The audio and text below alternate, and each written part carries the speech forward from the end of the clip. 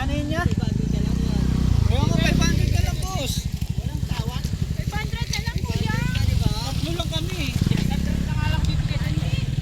Hindi na po kami tatagal ng oras eh. Naka-discount na kayo eh. Magkano kuya? 500 na lang. 700 nga, 6 ko na ibibigay sa inyo. Mura na eh. Tigma magkano lang kayo. Walang 500 kuryente. na lang kuya. Mabago pala dito eh. Oo nga.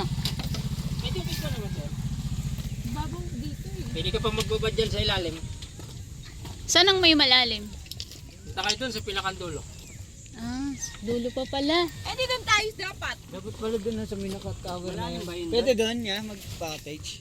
Yan Ay, saan ano yun? na yun. Ay, hindi ko alam kung may-ari nun. Yung nag-isa dun sa dulo.